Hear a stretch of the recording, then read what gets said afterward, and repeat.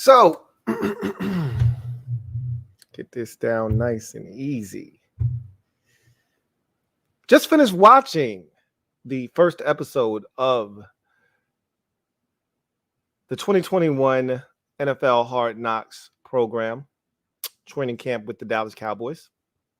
Pretty interesting stuff. And a couple of things that I found odd. We'll talk about those. It's Wednesday, so you know what that means. You guys will take over the show, social media maneuvers, among other topics. So let's get to the proceedings this evening. You know what it is. It's a hard knock life for us. It's a hard knock life for us.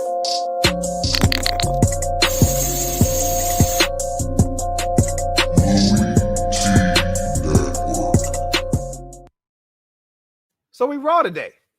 Wednesday is raw day on the LouieTeeNetwork podcast.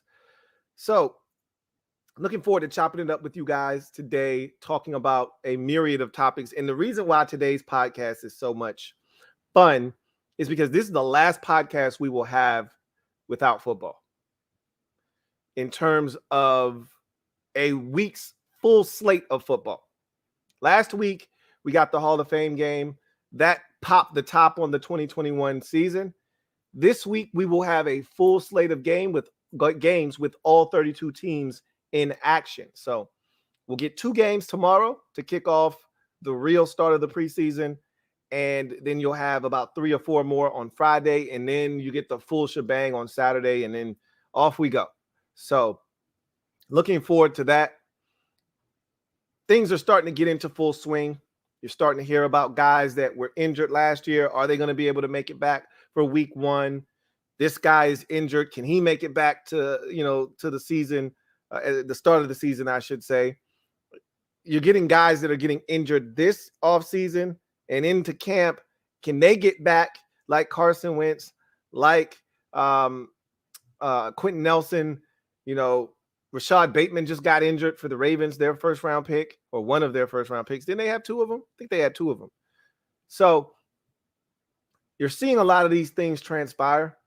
Still some issues that were apparent going into camp that are still prevalent now. We'll talk about those a little bit later on in the show. But without any further ado, don't want to hold you up. Want to get straight to the proceedings this evening. Let's get to the gym dropping session, shall we? I think we shall. Let me drop this gem on your melon.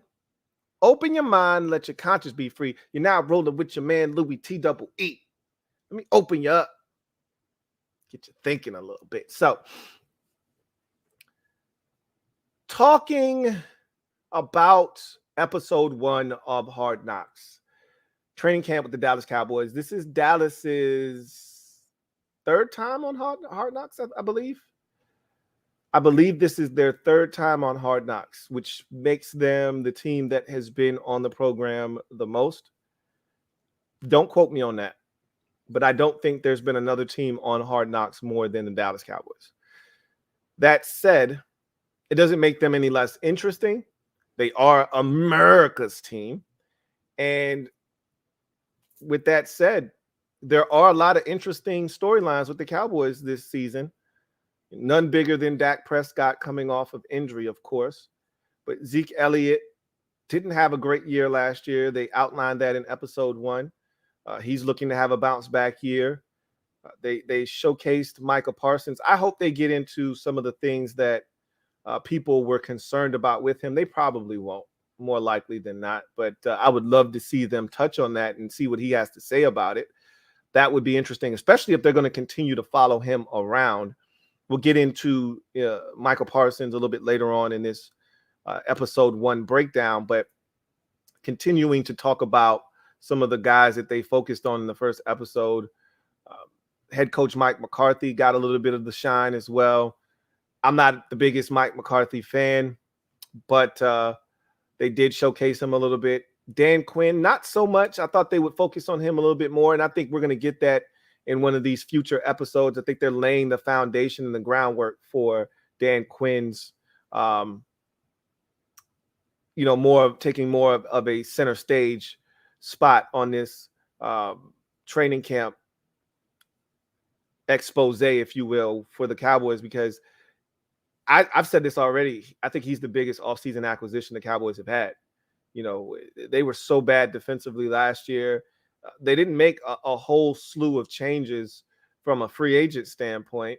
They did spend, however, a ton of draft capital on the defensive side of the football. Most of their draft picks went to the defensive side of the football, and rightfully so. But those are rookies. You can't expect rookies to do but so much to come in and help change things. So the biggest change that they felt like they could make and still have an impact, because they didn't have, this is the thing I struggled with Dallas, is that everybody, the Dallas Cowboys defense stinks. Yeah, they stink, but they're not coached well. 3 years ago, it's really the core group of guys, minus, 2 or 3 guys, Byron Jones being one of them, among others, Sean Lee. But this is the same core group of guys that just 3 years ago we looked at as one of the more dominant defenses on the low in the league. I remember when the Saints were flying high late in the season one year, nobody could stop the Saints. They went to Dallas on a Thursday night, and Dallas held them to 7 points. It's the same Cowboys defense, essentially. Same core group of guys. Leighton Vander Esch, Jalen Smith, Tank Lawrence. It's the same nucleus of players. Now, again, minus a guy here, a guy there, and some of those guys are impactful, but it's the same cast of characters. They're just poorly coached. In any event, that's where Dan Quinn comes in. And so he's going to take center stage in one of these episodes. I'm pretty sure of it. But let's talk about episode 1 and what they tried to do, what they tried to create, and what we can see is, relationships and storylines that will carry over throughout all of the episodes. So obviously the star of this training camp with the Dallas Cowboys Hard Knocks show is going to be Dak Prescott. He's the quarterback, rightfully so.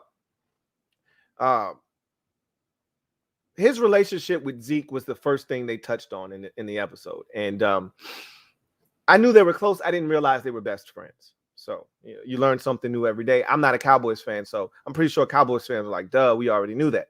I'm not a Cowboys fan, so I didn't know that. So their relationship, those two are tight.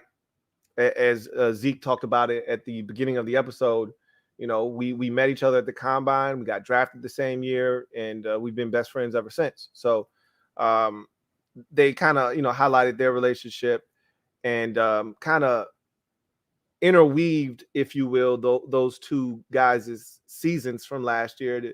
You start out with Dak and his injury, and then Zeke and his struggles last season. And so both of them essentially are on a comeback trail, if for lack of a better phrase. So, those two guys, they're kind of the same storyline, like trying to get back to what they once were in their standing in the league. I found it interesting with Dak, if we're just focusing on Dak for a second, with him coming back, him wanting to get the reps, when I think about the injury itself, and we go back a little bit and then we'll come back to present day, the injury, when it happened, I felt sick to my stomach. I'm not a Cowboys fan. I'm a Washington fan. You guys know that. And, I don't ever want to see anybody get hurt, period. I don't care what team you play for. That's not how I operate. I want you to be healthy at full strength. Now, look, as you get into the season, you get bumps and bruises. And if we miss Saquon Barkley, I'll take it. You know what I mean? If we miss, that if we get to week 15 and we're playing the Eagles and their rookie wide receiver Devontae Smith can't play, sucks for you guys, but I'll take it. But I don't ever want to see a guy get hurt. If we get to the game and he's healthy, I want him to stay healthy. Like I don't wish injury on anybody, especially that kind of injury of that magnitude. I was sick to my stomach when I saw it. I was watching that game live when it took place, and you saw the ankle facing the wrong way, and you knew right away that's not how your ankle's supposed to look. And I really hurt for Dak. I was hurting for him watching that and watching him cry as he was being carted off, that shit hit me hard. I was like, whoa, that's heavy, because he knows his season is over. And, it was quick, though, because after I felt bad for Dak, it then turned to, well, the Cowboys season is done. You know what I'm saying? They're done. They're cooked. They got nothing. Now, the one saving grace was last year they did have Andy Dalton. I said Andy is one of the best, if not the best, backup quarterback. So he came in the game and he got them the win against the Giants. And I said, well, they may not be dead. I still didn't think he was going to be good enough, and ultimately he wasn't. But you fast forward to present day, and he's out there taking practice reps. And that first practice, he was back, he was going, and he was making all these plays, and it felt good to be back, for him. And then they got to assess practice, and McCarthy's like, wait, how much? How many RPMs did he get up to? Yeah, that's way too much. We got to dial him back. And you see his reaction to when they start taking reps away from him. And he's like, what the F, man? I missed enough time last year. I want in. Like, what are we doing right now?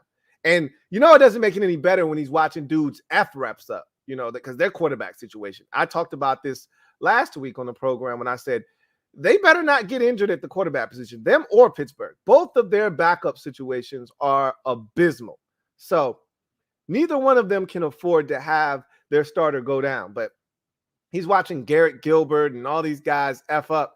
And Gilbert has the audacity to come over and says, yeah, they told me to, to take some of your reps. You needed to be dialed back. Just let me know if you need me to take reps. He's like, I didn't need you to go in there the first time. I don't need you to do shit for me. He's getting heated. He's getting hot. You know what I mean? He wants to play. And that's just the competitive nature of these players, man. Like, I remember Tom Brady, once upon a time when he was suspended, he didn't want Jimmy Garoppolo getting any reps. And when he was suspended, it was killing him for Deflategate. It was killing him to be suspended. And when he got back, he was so adamant about Jimmy Garoppolo getting 0 reps.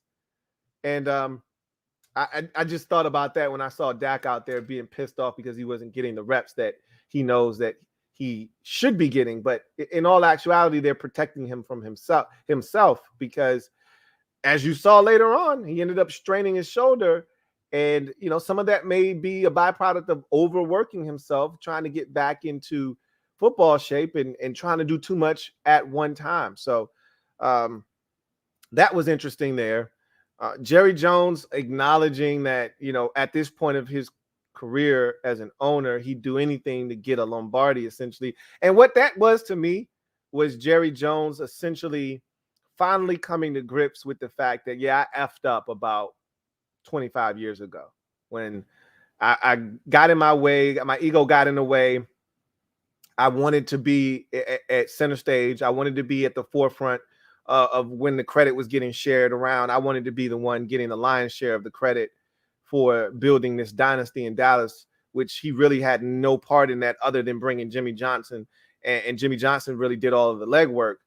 And so Jerry wanted more respect. Like, hey, I did this. So he ran Jimmy Johnson out of town. And he thought it was going to the party was just going to keep going. Like, I built this, not Jimmy.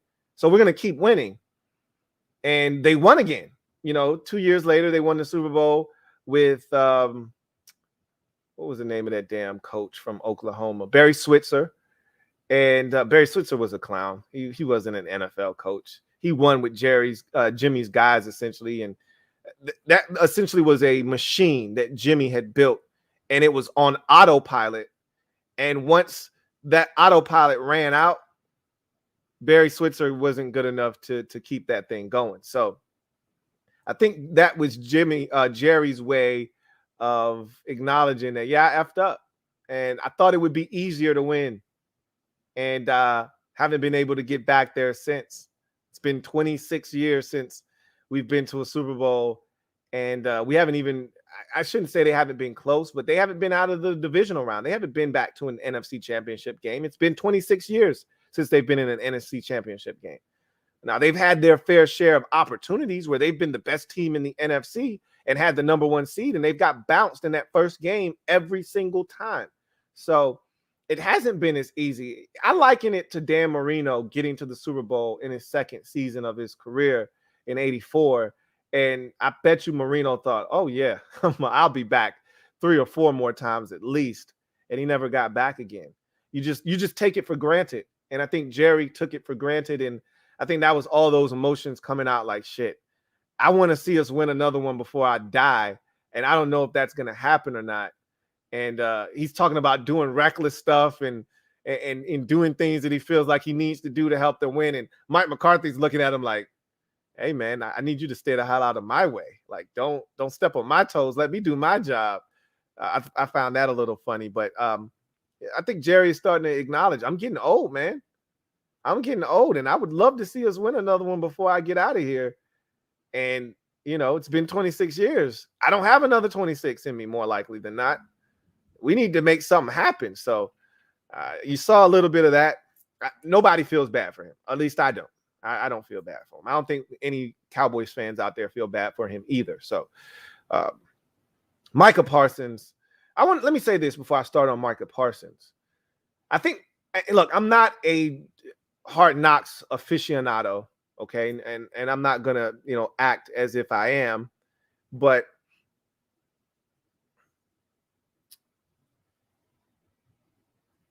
usually on Hard Knocks, they follow a rookie around that's on the bubble, a guy that probably isn't going to make the team.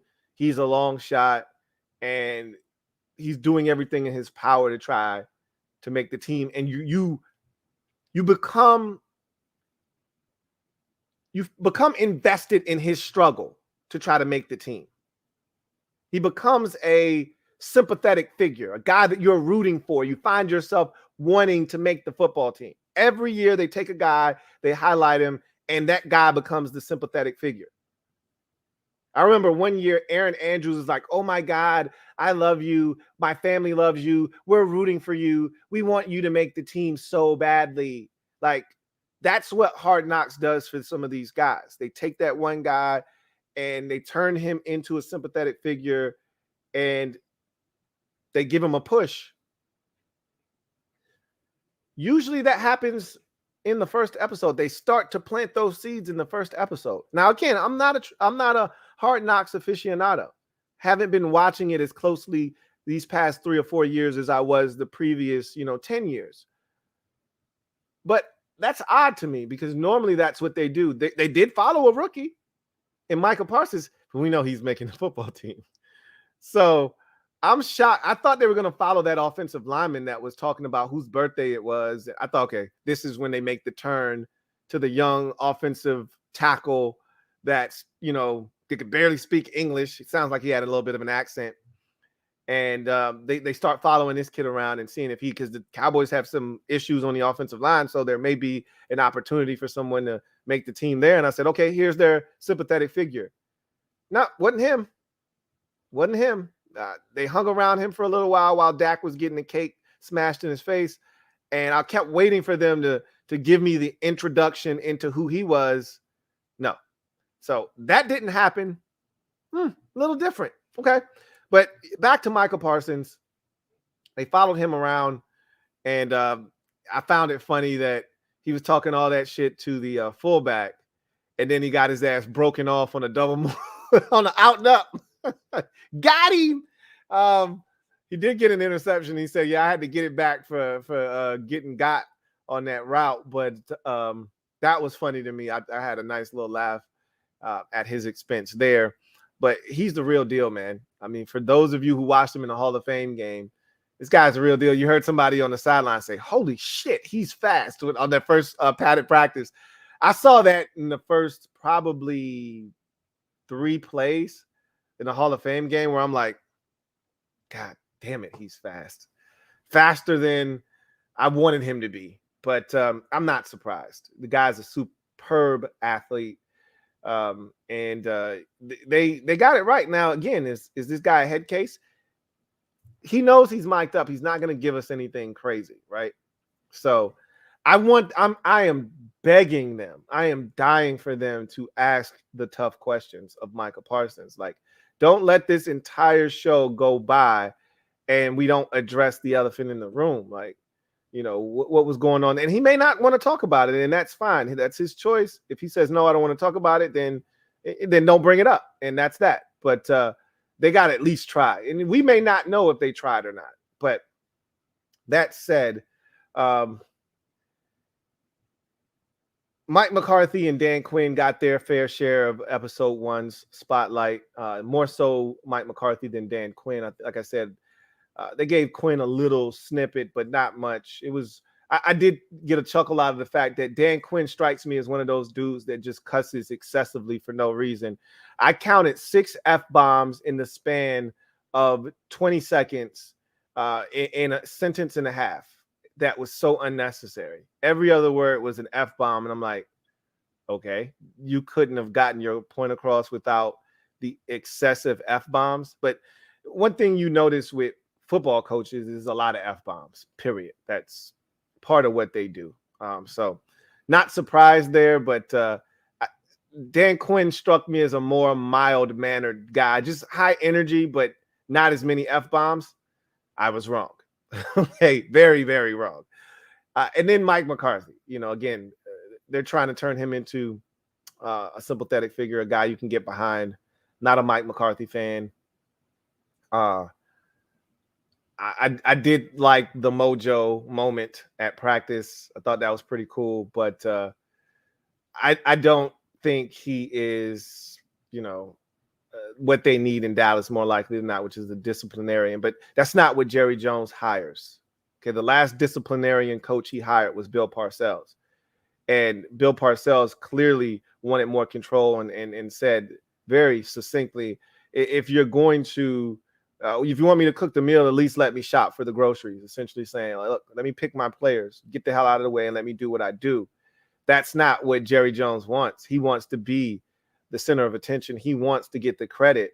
So he wants a puppet as a head coach, and that's all he's been hiring are puppets, And I think Mike McCarthy is another puppet in the long line of puppets he's been hiring in Dallas for the last decade plus, going back to Wade Phillips, I guess. I mean, it's been a while since they've had a guy with some balls as their head coach. I don't see that guy coming along until, Jerry is no longer with us. So as long as he's continuing to have his say, which his team, he's going to be in total control until he can't do it physically any longer.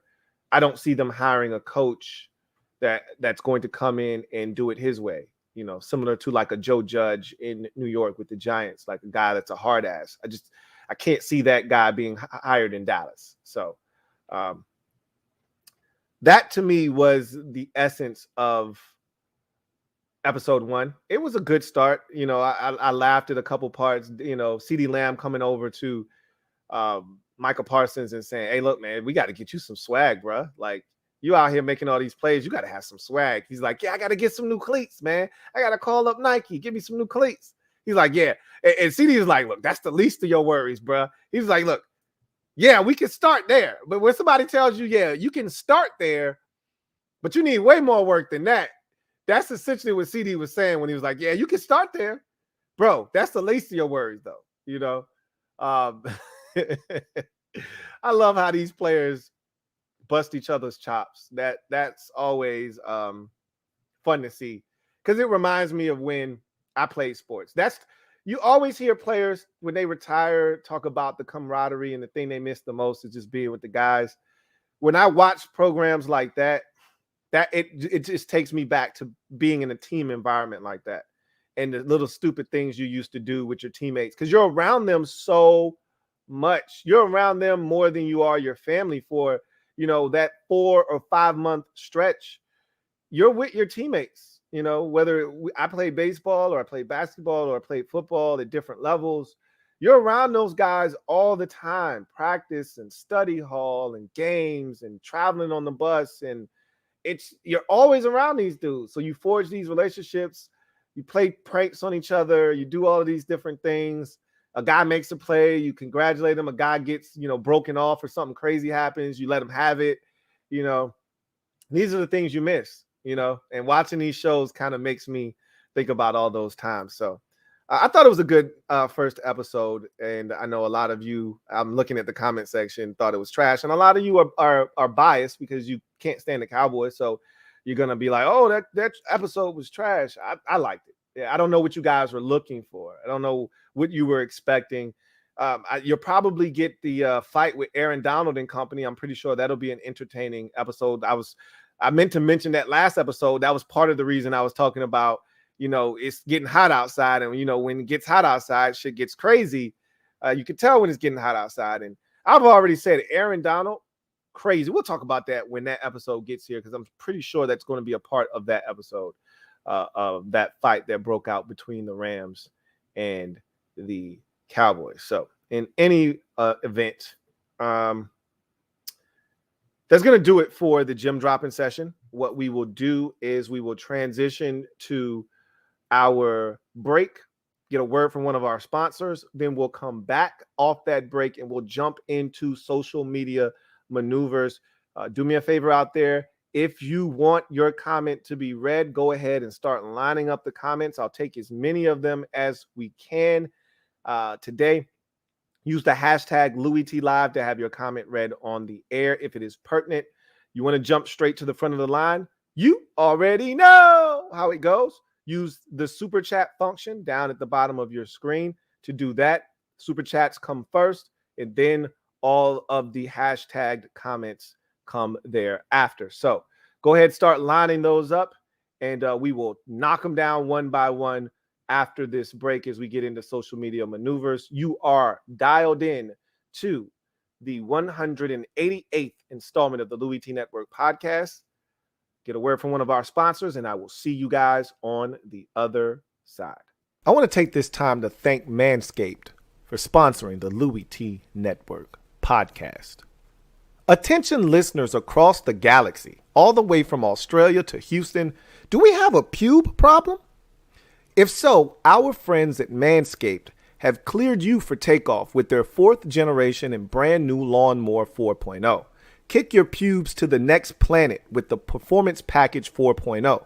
The orbits in your pants will feel like you've got zero gravity when you use the best tools for the job from the leaders in male grooming. Join the 2 million men worldwide who trust Manscaped and get your rocket ready for takeoff by going to manscaped.com for 20% off plus free shipping with the code LouieT.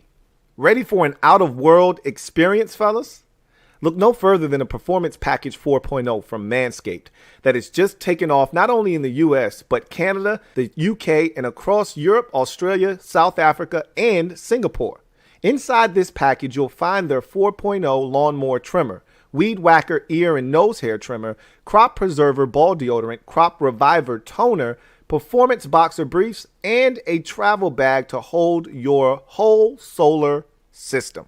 First scheduled for liftoff, new Lawnmower 4.0 lawnmower trimmer. This spaceship is here to guide you on your journey to trim your body, balls, butt, and even your anus. You see what we did there? This 4th generation trimmer also features a cutting-edge ceramic blade to reduce grooming accidents thanks to their advanced skin-safe technology.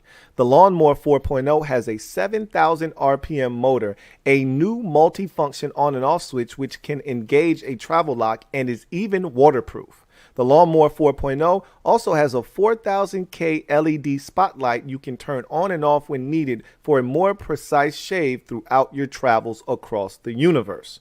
The Performance Package 4.0 also includes the Weed Whacker. It's like having a little astronaut to chop your worst weeds up top in your nose and ear. The Weed Whacker is also waterproof and uses a 9,000 RPM motor powered 360-degree rotary dual blade system. This nose and ear hair trimmer provides proprietary skin-safe technology which helps prevent nicks, snags, and tugs in those delicate holes. Pause. Don't forget to use Crop Preserver ball deodorant and their Crop Reviver to help your little planets on their A game while feeling the sun's heat. Manscaped even threw in 2 free gifts to their Performance Package 4.0, the Manscaped Boxers and Shed Travel Bag. Abort hairy balls and Buzz Lightyear that Woody with Manscaped. Get 20% off plus free shipping with the code LouieT at manscaped.com. That's 20% off plus free shipping with the code LouieT at manscaped.com. For a clean Trinity and beyond, your space balls will thank you.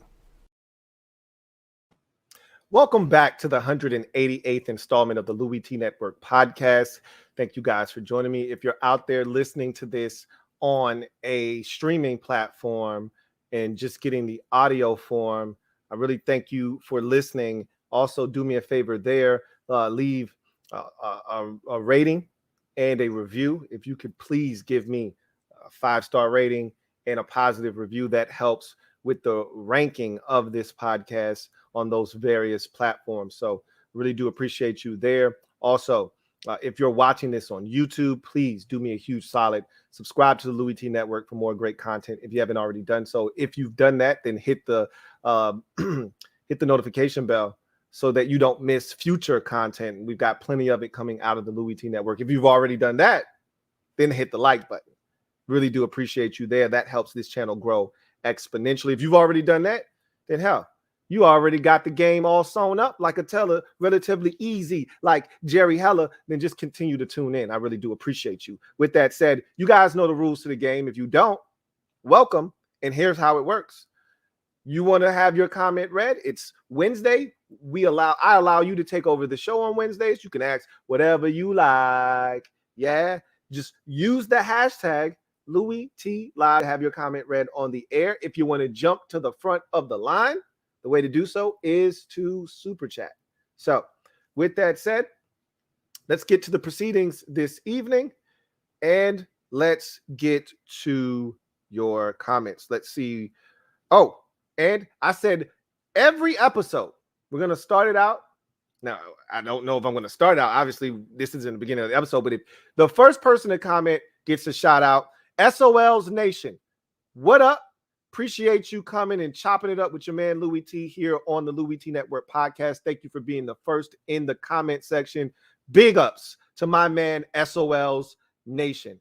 What up, SOL's Nation? Thank you for your time. All right.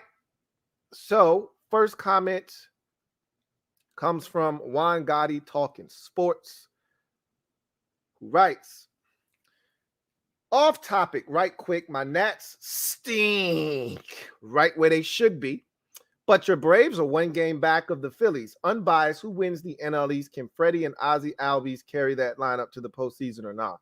I think we win it. They had a chance to run away from us. We were struggling. We were floundering. Once Ronald Acuna Jr. went down, that was it. I was ready to pack it in, but our GM AA, he's phenomenal. He's fantastic. I can't speak enough. I can't say enough accolades to describe what he's done since taking over as our general manager. And he can be really frugal at times, but he's smart. He's shrewd. And I didn't know if we were going to be buyers or sellers at the trade deadline. We were buyers, not sellers. And I didn't want to be sellers because when you sell, what that says is that you don't plan on winning anytime soon. Buyers understand that they've got a window and we need to win and win now. And it's not just about this year, which is crazy for me in baseball sometimes. Is teams will pack it in and start giving away players. And I'm like, what about next year? What about the year after that? Like the Nats essentially said, all right, yeah, we're going to trade away. Scherzer's getting up there in age. I mean, I don't know how many more years he's got, but Trey Turner was a young player. He's a young piece. And I was just I think I was on somebody's podcast not too long ago. And they were asking about one of the most underrated players in the DC area. And I think a lot of them said Trey Turner. Well, he's gone now. Like, it's crazy, so the Nats selling the way that they did was wild, but I'm glad we didn't sell. Instead, we were buyers and Soler and all of the guys that we went out and got, Jock Peterson, and beefing up the bullpen a little bit, and Volk and all these dudes that we brought in, man, have been right on time. And Now we getting Travis Darno back, and it's just like everything's kind of falling into place at the right time. And if we could ever just get the bullpen to just stop being a sieve. And, what really pisses me off, and I know I've gone off on a tangent. I'm about to cut this comment short. But if the only thing that frustrates me with AA is that sometimes he can be too smart for his own good. And this offseason, he decided not to bring the bullpen back. He decided to spend money on starting pitching because that's what ultimately did us in the playoffs last year against the Dodgers. Everyone knew it. Everybody said before the series starts, the Braves don't have enough starting pitching. They can't go in a 7-game series with the Dodgers toe-to-toe. The Dodgers just have too much pitching, and that'll play out. And it did. It ultimately came back, and it haunted us. We didn't have enough starting pitching. So we spent money on starting pitching. What did we spend it on? At the expense of our bullpen. And I'm looking at a guy that I thought was somewhat undervalued last year. I don't think Braves fans gave him enough credit. But I looked at our closer. What the hell is his damn name? I can see his face. He caught both of Ozzy's home runs in the NLCS last year. Shucks. He's with the Fathers right now. He's with the Padres, and he's kicking ass. And all I can think about is he should be doing that for us. And if you really want me, and this has nothing to do with AA, but if you really want me to go off on a tangent, we should still have Craig Kimbrell. Now, I know he's going to cost a lot of money, but he was a lockdown closer, but whatever. I digress. We're going to win the division. I said all of that to say this. We're going to win the division. And that's my unbiased opinion. They had their chances to run away with the division and let it be a 2-team race between the Phillies and the Mets. We couldn't win 2 games in a row to save our life. We were on this win one, lose one whole kind of, at least for like 3 weeks straight. We couldn't win 2 games in a row. That included series with both the Phillies and the Mets. We played 9 games against those 2 teams. I think we had a 5-game set with the Mets and a 4-game set with the Phillies. And we took 3 from the Mets, 1-1, lost 1, 1-1, lost 1. And then we took 2 out of the 4. We split with the Phillies, 1-1, lost 1, 1-1, lost 1. So they had their chances to run away from us. They didn't. Now they got to deal with us. And we know what it takes to be a champ because we've done it the last 2 years. I think we're going to do it again. So thank you for the comments. Got a super chat here from Harvey Mills. So I'm going to take that super chat. Thank you for the super chat, Harvey Mills. Greatly appreciate you. My guy, Harvey Mills, writes, what's good, Lou? Long time no speak. Do you think we will hunt for a quarterback next offseason in the event that Fitz holds it down this season and gives us options for addressing other areas? Well, if Fitz is really good this year, they may want to run it back. Not to say that would preclude them from getting a quarterback, but I do think next year is the year they go after a quarterback very aggressively. I do think that, whether Fitz is good or not will determine whether he's back because he only signed a 1-year deal. But I don't think that will stop them from going after a quarterback because they understand Fitz is not the future. I wanted to give Heineke a chance to potentially be the future and not necessarily dismiss him as potentially being the future guy because he's not that old. He's not a spring chicken by any means, but he is a guy that could play for a very long time if given an opportunity. But I don't know if he's that guy either. I think they do go after a quarterback aggressively. If they find a guy that they love, keep that in mind. You can't just go after a quarterback for the sake of going after a quarterback. If you don't love any of the guys or you don't have the means to go up and get any of the guys that you truly do love, like this year, I'm pretty sure they loved, Trey Lance. They loved Zach Wilson, and they probably loved Trevor Lawrence. Guess what? It's cool that you love those guys. You weren't getting any of them. Nobody was going to trade what it was going to take to get to any of those guys. Maybe Atlanta would have traded, but you would have had to give up everything to get up to number 3. And so you weren't looking to do that. So at the end of the day, Atlanta was 4, so you couldn't have done that. The 49ers traded up to 3 and took the quarterback. There was nothing left at 4. Quarterback wise, so at the end of the day, do I think they're going to be aggressive in the offseason for a quarterback? Yes, they were aggressive this offseason. They took a swing at Matthew Stafford. So I think the aggression has been there. It's going to continue next year. I just think it may ramp up a little bit more so in the draft. That's where I think they could have been more aggressive this year, but they chose not to, and I don't blame them. None of the guys that were available after the third pick, which was quarterback, the first 3 picks of the draft, those were my 3 guys in this draft class. I didn't want anybody after those 3, so I didn't blame them for not being aggressive. I know that they did like Justin Fields, and had he fallen a little bit more, I think they would have gone after him, but he didn't. And I think they liked Justin Fields a lot. They didn't love him, because if they loved him, they would have tried to go up and get him. They would have tried a lot harder than what they reportedly did. So I don't think they loved any of those guys, but next year they may love a guy. They may love a guy or 2. I think they'll be more aggressive in the offseason. If Aaron Rodgers comes available, I think they'll go after a guy like that. And if they strike out there again, like they did with Stafford this year, I think they'll be aggressive in the draft. I do think this is the year that they go after the quarterback position very, very aggressively. So thank you for that super chat, Harvey Mills. Really do appreciate you. Got another comment. This one is from Assist SP. Thank you for the comment. Assist SP writes, "Hey Lou, how is your day? My day is going well. How about yours?" He says, "Do you think the Cowboys linebacking core will cause problems and tension in the division?" They've always had really good linebacking play. I've always really been a fan of the Cowboys linebackers. Going all the way back to Dexter Coakley and Dat Wynn. Like, they've always had solid linebackers. And if Leighton Vander Esch can stay healthy, and I love his dynamic with Micah Parsons, on the bench. Micah's begging for more playing time. Like, come on, coach, let me get one more series, man. Come on, coach. He was like Pookie, man. Come on, man. It just keeps calling me and calling me. Come on, man. He was begging Dan Quinn for another set. Just let me get one more series, man. He's like, nah, you done, bro. You done. We got 3 more preseason games. You good. You go get some more reps. And he comes back over and he's like, man. And Leighton's like, he didn't let you go back in, did you? He's like, nah, man. You begged him, didn't you? You asked, didn't you? He was like, yeah. So Leighton already knew what was going on.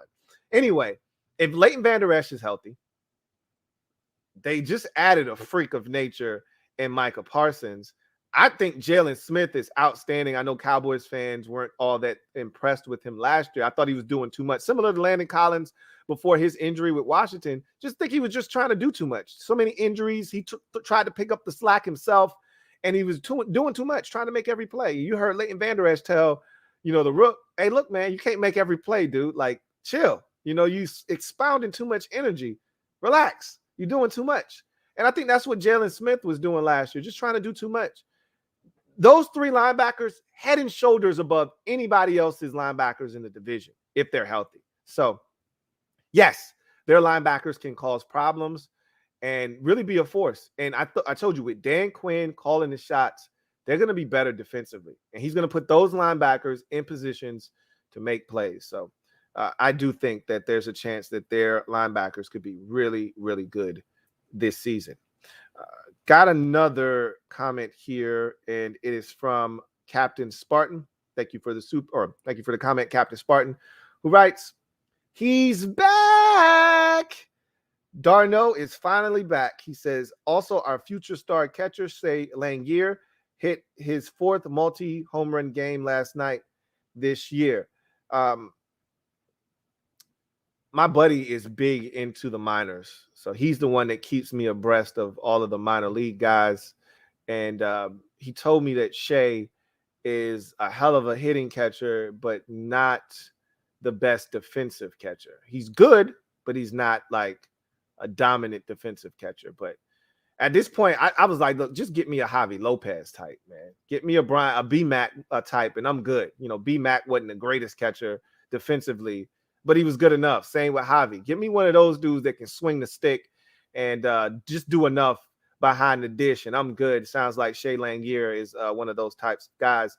Darno, getting back into the lineup, gives us some more pop. I'm hoping he can get back to where he was last season, because he was fantastic for us down the stretch last year. If he can get back to just even remotely close to that, coupled with what Soler has given us since he's come over, obviously Freddie and Ozzie, and I think you're starting to see Dansby heat up a bit.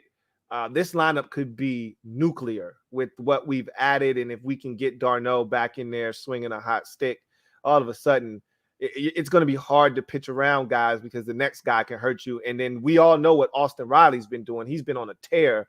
So the lineup is getting nasty, man. And if Darno comes back and he's doing what he did last year, look out for this Braves team. Henny Knight, thank you for the comment. Henny Knight writes, Lou, are you high? How was Falcons defense with Dan Quinn as the head? So this is my thing.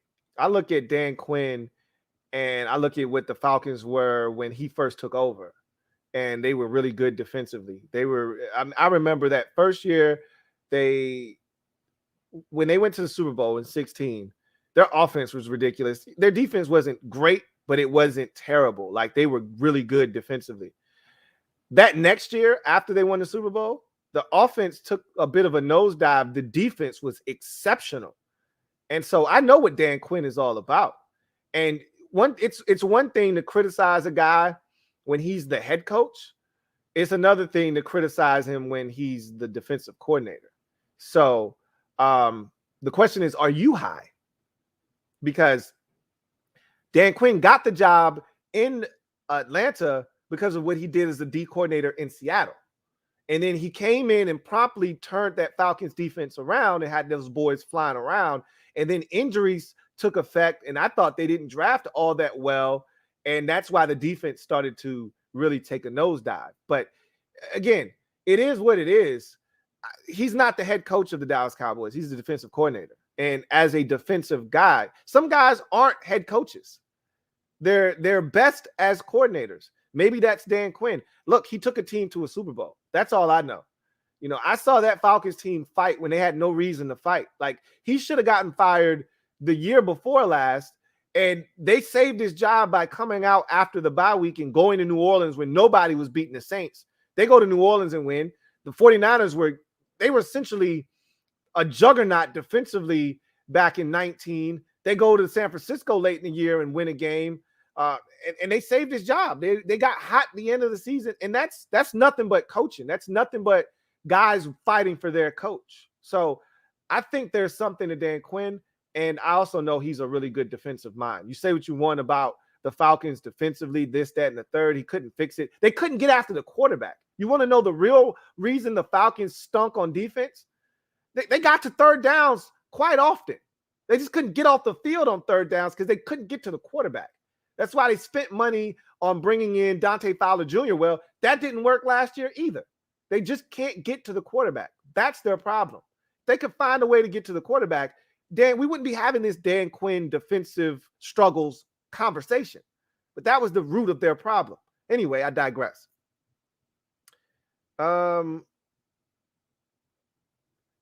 Let's see. Oh, okay. That's not a comment for me. This one is, though. Captain Spartan again says, just remember, Joe Hayden wants an extension to be a Steeler for the rest of his career.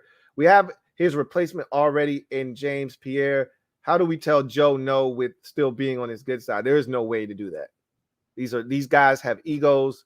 These guys, the way you show a player that you believe in them is with a check, with a contract. Anything else, they don't want to hear it. So you can't tell Joe, oh, we love you, but you don't want to give him an extension to be a Steeler for the rest of his career. Then he's like, oh, no, you don't love me like you say you do. So, and the Steelers have been known to do that. I think it would be in their best interest to shy away from giving these oldie but goodies contracts. How old is, Joe Hayden now? He's got to be 30, 31 years old. Let's check and see. Let's see. I'm going with 30. I won't put 31 on Joe, but he's up there. Let's see how old Joe Hayden is. Joe Hayden is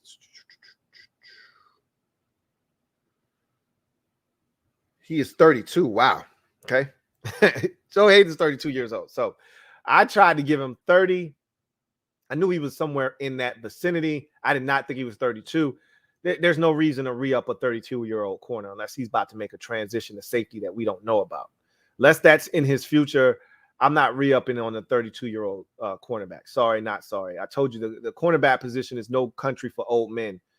You want the young boys out there running around nice and spry. The oldie but goodies will get you beat a lot of times. So if I were the Steelers, that was one of the knocks on the Steelers organization, is that they're too loyal to a fault, where they allow guys to get old, and then you look up at the roster and they're old overnight, and you're like, damn, what happened to the Steelers? Well, they kept too many of these 30-somethings. You just extended Cam Hayward, I want to say 2 years ago. He's up there in the age, and he was, I think when he got the extension, he was coming off of a double-digit sack season, so it was justified at the time. But he's another one of those guys. Maybe the Patriots would have traded his ass. They would have traded him, or they would have let him go. They wouldn't have gave him an extension after that. You coming off of a double-digit sack season? Now we about to fleece somebody and trade him, like they did Richard Seymour. Like, that's what you do with some of these older players. But the Steelers, that's one thing I do admire about their organization, is they do right by their guys, but sometimes it's to a fault. But I don't think they're gonna extend Hayden, but we'll see. You never know. Got another one from Captain Spartan, says, don't want another TJ Watt, James Harrison situation. Even though Troy's speech said that the Steelers' way is to train your replacement because you must set up the future generation. At the end of the day, teams are going to do what they feel like is in the best interest of the organization. If bringing along a young guy and doing it at the expense of the veteran is the way you have to do it, then that's what you got to do. But by no means do you hold on to stuff longer than you need to. You got to know when to say when. And it's hard, especially when fans get attached. That's the problem with a lot of fans, is they don't know when. Like, when Washington cut ties with Morgan Moses, there were so many fans. I'm like, Morgan Moses was really solid. Like, don't get me wrong, I love this dependability, but it's Morgan Moses. Like, what are you guys getting all bent out of shape about? Like, Ryan Kerrigan left. I'm like, okay, RK, deuces. Appreciate what you did for us for the last decade almost. Really, really appreciate you setting an all-time sack record for the organization and representing us the right way and being an Iron Man, essentially not missing too many games. All of that is great. Deuces. Okay, he was up there in age. He was never a dominant player. Okay, see ya. Bye. That's how I felt. Like, got to be able to move on. You can't get too attached, especially in this sport.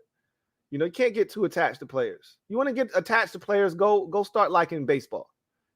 But in football, where guys are traded and released and all the time, unless you're a quarterback or you're a future Hall of Fame player, guys usually don't stick around. And in this day and age in the NFL, where players have more power than ever before, so if you want out of a situation, you can essentially force your way out, like Deshaun Watson's currently doing, like Jamal Adams did last offseason, like Jalen Ramsey did last year.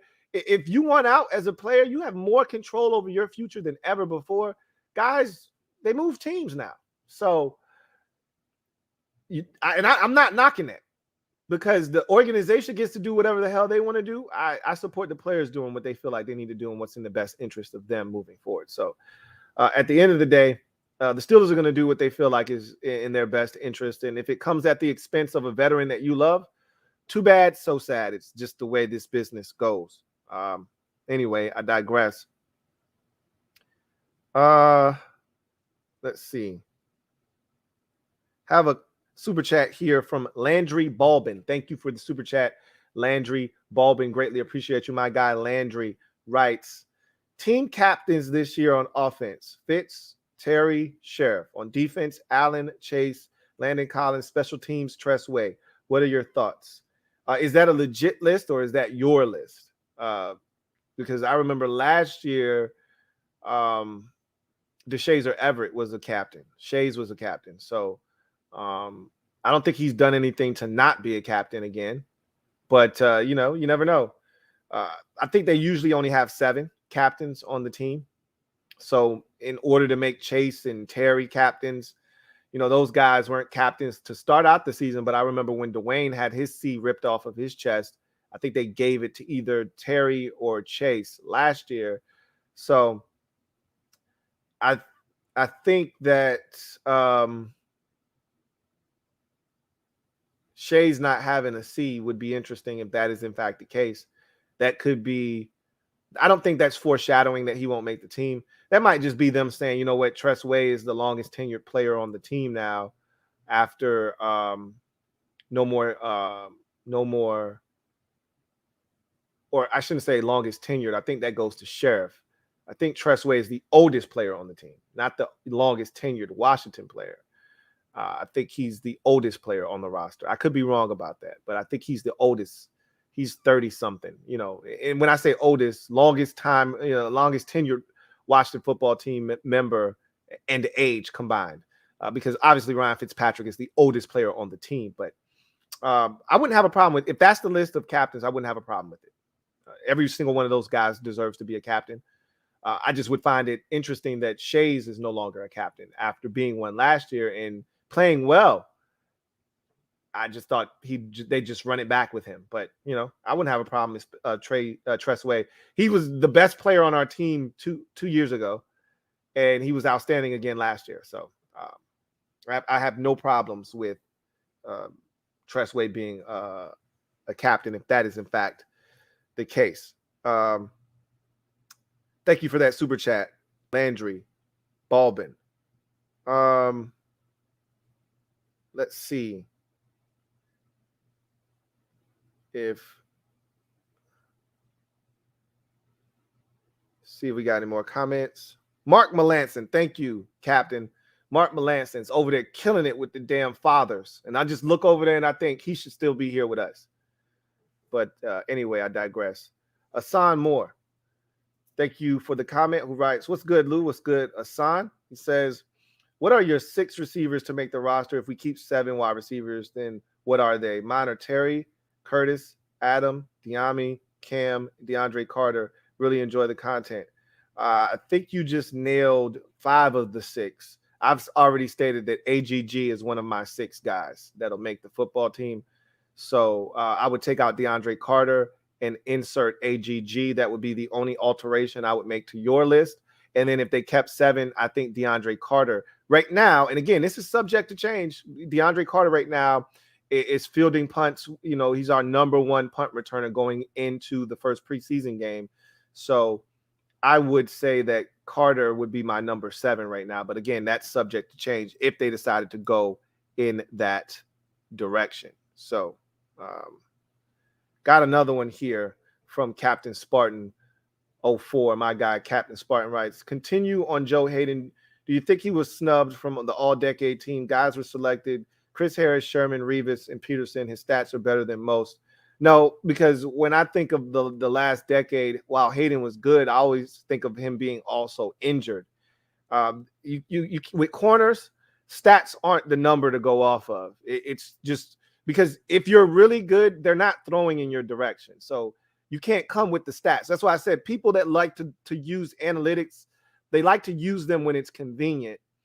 That's if you know football and you're talking corners, the stat that you're looking, you're not looking at the interception stat. Like that can't be your metric, because if you're respected, they're not even throwing in your direction. They're going to go opposite of you. So the fact that he has interceptions and teams keep trying him is usually an indication that they think they can get him. Now, if you make them pay when they come your way, that's also a great sign too. Like, okay, keep trying me. You're going to pay for it. Similar to what Xavier Howard has been doing. Like, okay, you're going to keep coming over here, I'm going to make you pay. But at the same time, the elites of the elite, when you have an island, when you're one of those dudes, when you're a star corner and you're stalking the other team's number 1, they're not throwing in your direction very often. Jalen Ramsey isn't going to have a season where he's going to have 5 or 6 picks because they're just not throwing his way enough for him to accumulate and amass that kind of production. It's just not happening. So, no, I don't think he was snubbed at all. I really don't.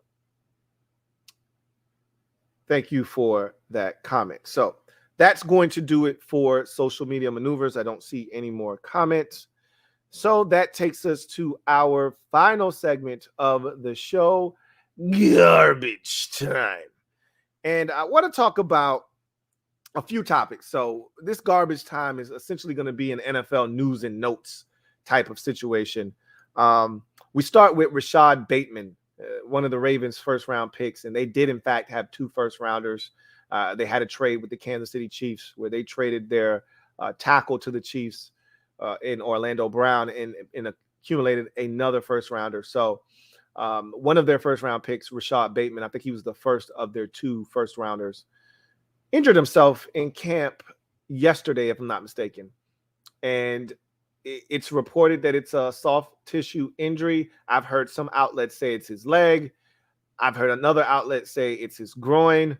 Whatever the case may be, John Harbaugh has already said he's going to be out for a number of weeks. How long? Will he be back for week 1? Doesn't sound like he's going to be back for week 1. But the beauty of this year and the start of the season is that you get an additional week because Labor Day is so deep into that first week. Normally, Labor Day is like the 2nd or the 3rd. And so after Labor Day, that's when you get the first game. So if Labor Day is the 2nd, the first game of the season is going to be September 4th. If Labor Day is the 3rd, then the first game of the season, or excuse me, then if Labor Day is the 2nd, then the first game of the season would be the 5th. If Labor Day is the 3rd, then the first game of the season would be the 6th. I think Labor Day is like the 5th. Like I think it's the 5th of September, which is almost as late as you can get it. So with that said, the start of the season isn't until the 8th, I believe, where we get that Thursday night kickoff. And I think it's Tampa, Dallas, if I'm not mistaken. So you get that extra week into September. I said all that to say this. You get that extra week into September. Instead of starting that first week of September, you're starting the second weekend of September. And that's going to give some guys that get banged up, like a Wentz, like a Quentin Nelson, who, had the surgery, both had the same surgery, give those guys an opportunity to be back for the first week of the season. Whereas in a normal offseason, those guys probably wouldn't be ready for the start of the season. So we'll see what happens with Rashad Bateman. They could use him desperately at the receiver position, which is why they drafted him in Baltimore. So that's a tough loss. We know about the Eagles and their first-round pick wide receiver, Devontae Smith, also having an injury, and he's going to be out for a little while. They hope to get him back before the end of the preseason to get him some work. So some injuries with some young receivers in the league. We'll see how those guys mend up and if they're ready for week 1 action. Well, the Seahawks offer Jamal Adams another massive contract. They're waiting on his response to that offer. I told them when they traded for him, I'm like, I hope you know what you're doing, okay? Because this guy's talking greasy over there with the Jets. He's talking about wanting XYZ amount of dollars. I hope you know what you're getting yourself into. I don't think they knew, but they're too deep in now. You give up 2 first-round picks for a guy, you got to re-sign him. So he essentially has them by the balls, and I think he knows that. Like, they didn't trade 2 first-rounders to just let me walk. So shit's getting dicey. And Russ is over there screaming, hey, man, I need y'all to re-up on my tackle over here, Dwayne Brown. And the Seahawks are like, hey, Russ, put a sock in it, okay? We had this discussion in the offseason. Let us handle the personnel. You worry about helping us win ball games. That tackle that you're trying to get us to break off, he's 36 years old, and he's going into year 14 of his career. Leave us alone. Let us do what we got to do. We got bigger fish to fry. We got a guy over here that's in the prime of his career that we gave up 2 first-round picks for that wants an astronomical amount of money, and we're trying to figure out how to finagle this. Leave us alone and let us do what we need to do. So shit's getting dicey. I told you, it could get real sleepless in Seattle real quick. They got to get this done first, though. Before they can talk about Dwayne Brown or anybody else getting their bread, they got to get Jamal Adams' situation situated. So that is something worth keeping an eye on out there in Seattle. Aaron Rodgers, more likely than not to sit out the entire preseason. I think the Packers are totally fine with that. They want to see Jordan Love. They want him to get as many reps as humanly possible because I think they're preparing for life after Aaron next year. Like, I know they sung Kumbaya. They traded for Randall Cobb at the discretion of Aaron Rodgers, and they've done everything to kind of mend fences there to get back in his good graces. but I think this is a temporary fix. I think both parties will want, to part ways next offseason. Rodgers will probably want a fresh start. And it all depends. I say that. And if they win the Super Bowl, he probably wants to run it back or maybe retire. I don't see him retiring, but I think he would want to run it back. And he's comfortable. He's got his best bud on the team with him and Randall Cobb now. Loves Devontae Adams. He may be getting comfortable again in Green Bay. Who knows? I just know that they need to figure out what's going on with Jordan Love sooner rather than later, because before you know it, they'll be looking up. It'll be time to make a decision on that fifth-year option. Obviously, they're going to have to pick it up because they haven't seen a large enough sample size. But even then, what do? Do you give him a big contract, even though he doesn't have a lot of experience? Like, they got some decisions to make. They traded up for this guy, keep in mind. It's not like they got Jordan Love in the second round or they sat back and waited for him to fall into their lap back into the first round. They traded up to get Jordan Love. So they want to see this kid. And Rodgers not playing in the preseason is actually a huge plus for the Packers because they get to see more Jordan Love. All right, you up. Let's see what you do with it, Jordan. I'll be keeping an eye out on that during the preseason for sure.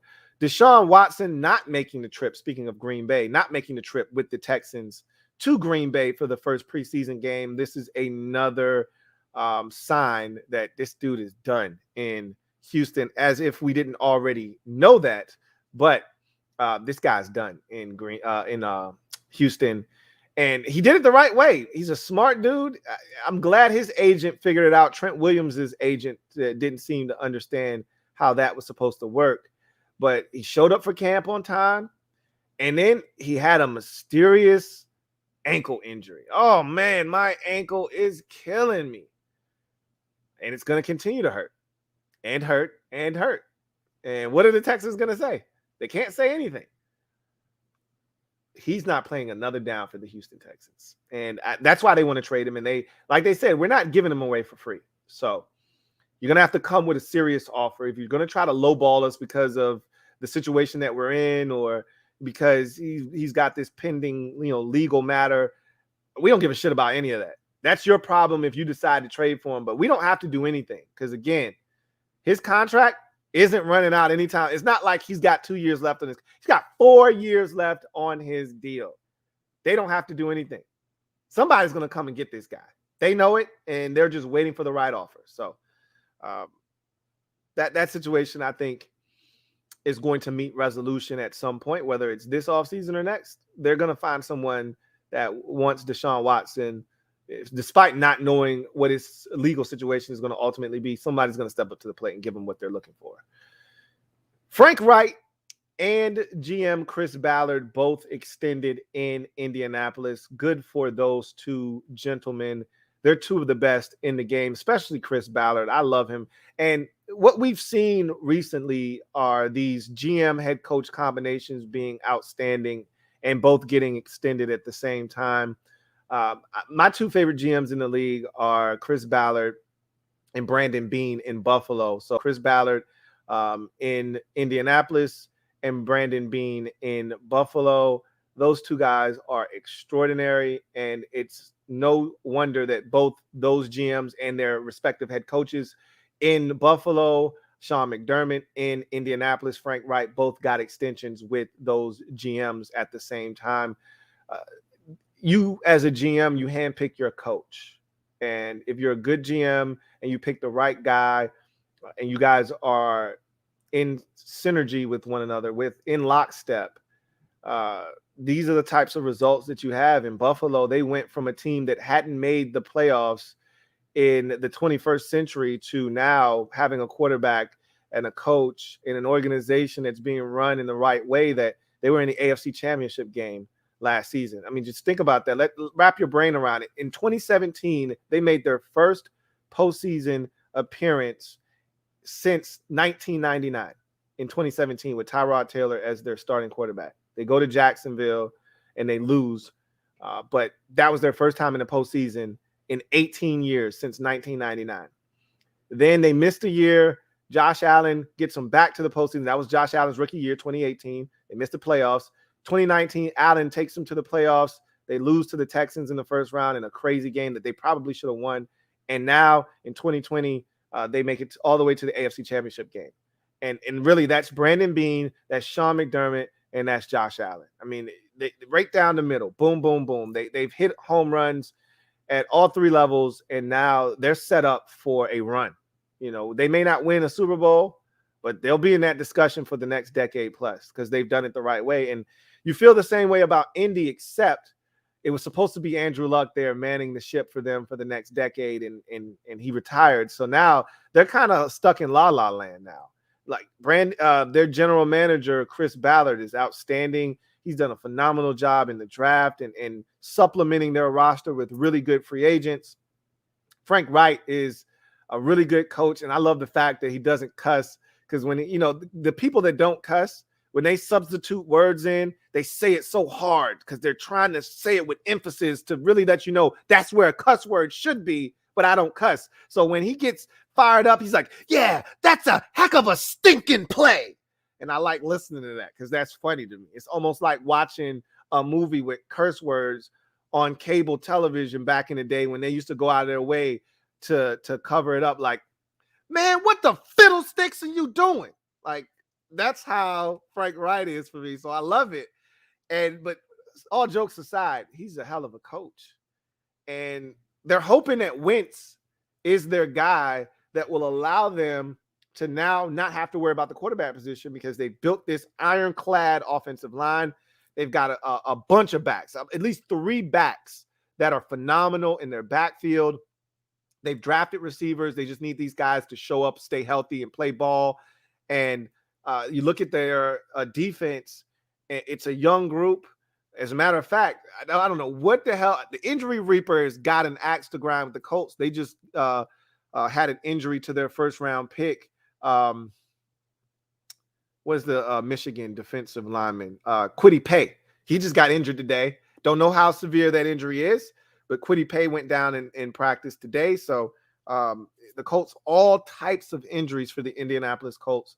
Hopefully that is not a serious one. But with all that said, Chris Ballard, phenomenal job. Frank Wright, outstanding job. And they continue to win in Indianapolis, and both of them were rewarded today with extensions. Good for them. They both deserve it. Well-deserved, and 2 of the better GMs and coaches in the league. So got a super chat here from my guy, Gunny Man. Thank you for the super chat, Gunny Man. Greatly appreciate you. My guy, Gunny Man, writes, anxious to see Juice against another team. Still think come week 1, Jimmy is the first cornerback off the bench. He's seen game action, and it's a must. We start fast. No time to try guys out early unless injury. You'd be surprised, man. The only way for these young fellas to get better is to throw them in the fire and see how they respond. That's why preseason is so big. But like you just said, interesting to see how he handles playing against another team. He talked about confidence and how big that is for him and how he's gaining it every day, but that's against players on his own team. As you said, going to be interesting to see what happens when he gets targeted in these games. Is he going to be penalized? Is he going to be too handsy? He says he's working on that. The officials being at practice is huge for him because they've given him some pointers on where he can put his hands. So he's making the adjustments. We'll see. I wasn't the biggest Juice fan coming out of Minnesota, so I want to see what this kid does. They've got high hopes for him. And if he works out, it's going to give them so much flexibility in the secondary. So here's to hoping that he turns out to be as good as they hoped. So that's going to do it for me, your man Louie T, here on the 188th installment of the Louie T Network podcast. I can't thank you guys enough for the support. If you're out there, real quick, do me a huge solid. Hit the subscribe button. If you've already done that, turn on your notification bell. If you've already done that, hit the like button, as that helps this channel grow exponentially. And if you've already done that, then you're all good in my book, and I truly do appreciate you. With that said, I am going to glide to the side, allow you guys to enjoy the rest of your evening. If you're a Washington fan or you just want to come kick it with your man Louie T, I'll be live later on, 8:30 p for the Washington Football Report live. The last time we'll be live before Washington takes the field for their first preseason game, but we'll be live tomorrow after that game has met its conclusion as well. We'll talk more about that later on tonight. So get off the bench, get in the game, and kick it with me, your man Louie T. Until next time, you guys have a good one. Take care, and I'll see you guys on the next installment of the Louie T Network podcast. Adios. LouieTeeNetwork.